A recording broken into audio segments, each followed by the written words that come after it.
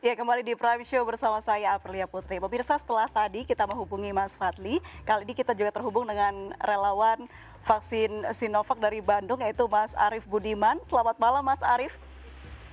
Arief Budiawan, malam.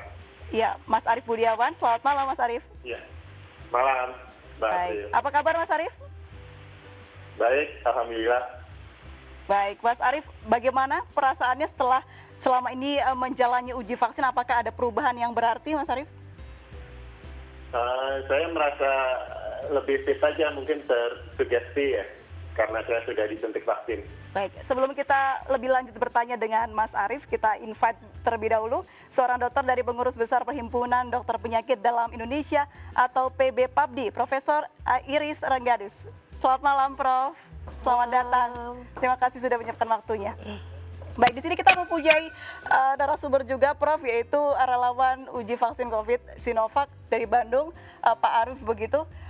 Ini kan dia sudah panjang melaluinya, begitu kan ya. Apakah Mas Arief merasakan hal-hal yang sangat berarti dan sudah berapa lama ini dilakukan? Apakah ada indikasi-indikasi tertentu yang dirasakan, Mas Arief? Selama ini sih nggak ada. Saya masih beraktivitas normal. Saya ikut lari, lomba lari sampai terakhir kemarin sampai 800 kilo. Jadi setiap hari 10 kilo, baik-baik saja. Baik, Prof, kalau kita mendengar penjelasan dari Mas Arief begitu, tidak ada tanda yang berarti. Di segmen 1 kita tadi juga sudah mendengar Mas Fadli mengatakan tidak ada tanda yang berarti. Apakah memang ini terbukti vaksin ini menandakan tanda yang baik begitu? Iya, betul. Jadi kalau vaksinasi itu bisa saja ada efek samping, tetapi kita bisa katakan itu tidak berarti. Efek samping yang biasa kita rasakan yaitu adalah bengkak bekas suntikan, kemudian nyeri bekas suntikan, itu hal yang biasa. Biasa 1, 2, 3 hari hilang. Ya, tetapi kalau yang berat itu mungkin ada satu reaksi ya, tapi kalau ini kelihatannya nggak ada, baik-baik saja. Mudah-mudahan semuanya demikian. Gitu. Baru kita bisa bilang ini baik. Baik, kalau Anda melihat latar belakang dari vaksin Sinovac sendiri, memang betul sudah firm ya ini vaksin? Sebetulnya itu kan harus melalui beberapa fase. Ada fase 1, fase 2, fase 3. Fase 1 orangnya tidak banyak ya, dan dilihat keamanan vaksin. Fase 2 dilihat efikasi vaksin juga, tapi keamanannya selalu dilihat lagi. Ya, tidak pernah dilepas keamanan vaksin. Yang ketiga, kita lihat immunogenitas vaksin, efikasi vaksin, ya, bagaimana reaksi vaksin terhadap orang-orang yang ada, tetapi tetap keamanan yang harus kita lihat. Jadi artinya fase 1, 2, 3 itu keamanan. Jadi kita harus yakin dulu bahwa vaksin itu aman, baru kita bisa katakan ini baik. Baik, kami kembali ke Mas Arief. Mas Arief, Anda sebagai relawan, apa sih yang melatar belakangi Anda mau untuk menjadi relawan, Mas Arief? Ada dua hal sih sebenarnya. Pertama, saya tidak mau berdamai dengan COVID-19. Cara saya untuk melawan, saya dengan menjadi relawan ini. Yang kedua, saya punya anak kelas 3 SMP, sampai saat ini udah 7 bulan PJJ. Jadi saya merasa kasihan gitu melihat anak saya belajar online, tidak ketemu teman dan guru-gurunya. Jadi motivasi saya ini agar vaksin cepat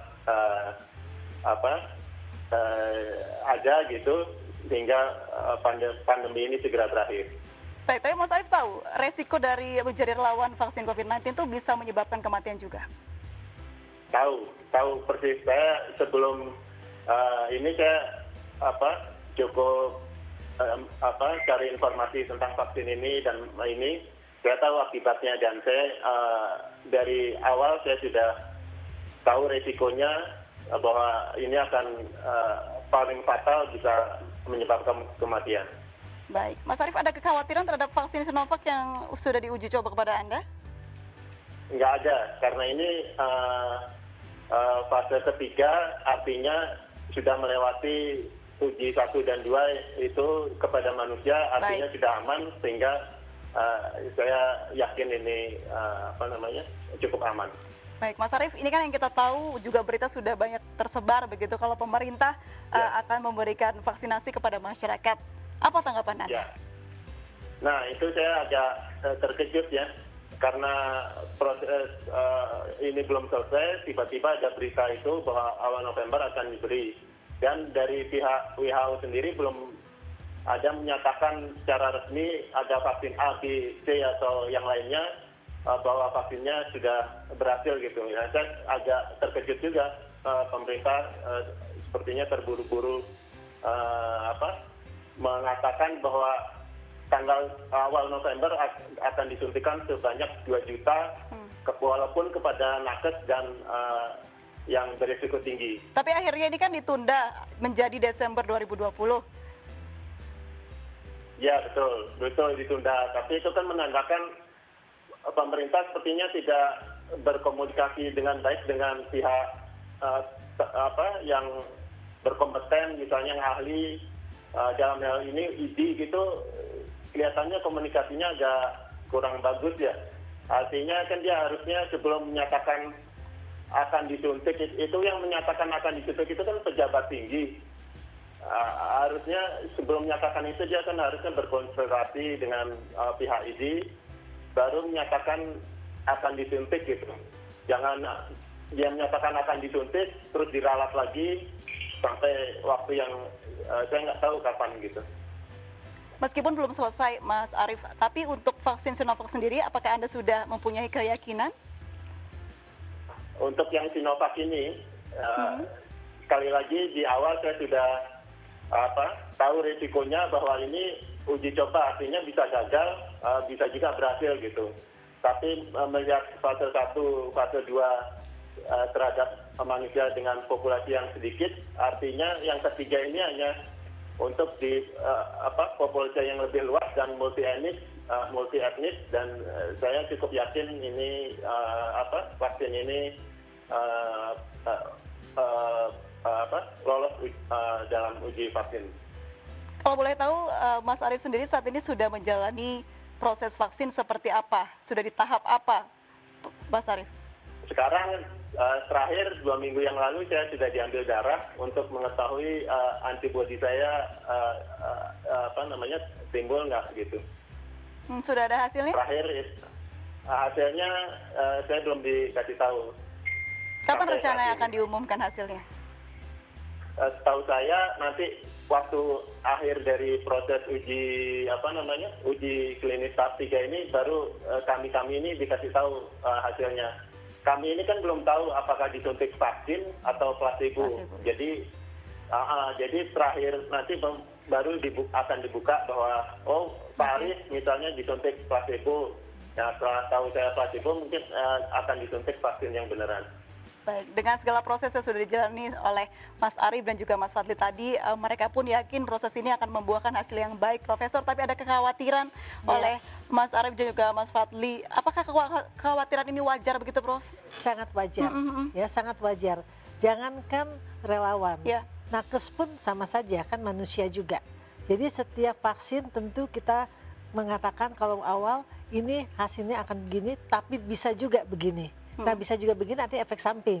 Efek samping yang efek simpang ya kita bilang, yang berat tentu menimbulkan suatu reaksi anafilaksis atau suatu kematian seperti yang dikatakan tadi. Ya, jadi itu memang untuk kita mulai bahwa ini benar-benar ke masyarakat itu sebaiknya memang setelah fase 3 selesai. Jadi kita jangan memulai sebelum ada laporan dari fase 3. Karena fase 3 jumlahnya besar. Ke fase 1 2 itu kan kecil. Jadi efek simpang daripada fase 1 fase 2 itu kemungkinan juga kecil. Ya, tapi makin banyak yang disuntik, jadi kemungkinan besar efek simpangnya makin kelihatan.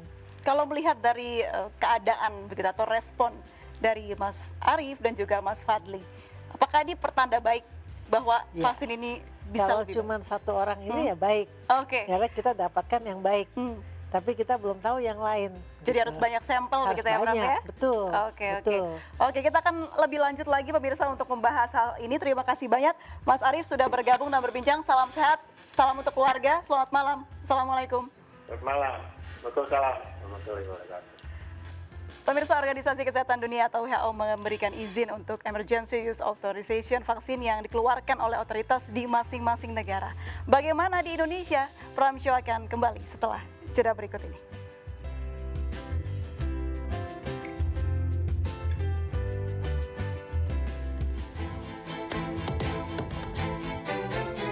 Tidak sedikit yang mengira bahwa vaksinasi dan imunisasi adalah hal yang sama. Padahal keduanya berbeda. Baik vaksinasi maupun imunisasi memiliki manfaat untuk meningkatkan daya tahan tubuh terhadap penyakit tertentu. Jadi, apa perbedaan vaksinasi dan imunisasi? Vaksin adalah sediaan yang mengandung zat biologik sebagai antigen spesifik dari virus atau bakteri. Vaksinasi adalah tindakan memberikan atau memasukkan vaksin ke tubuh manusia untuk merangsang sistem imun. Sedangkan imunisasi merupakan respon imun yang terjadi setelah pemberian vaksin, sehingga dihasilkan antibodi terhadap antigen tersebut dan timbul imunitas untuk mencegah infeksi di masa datang.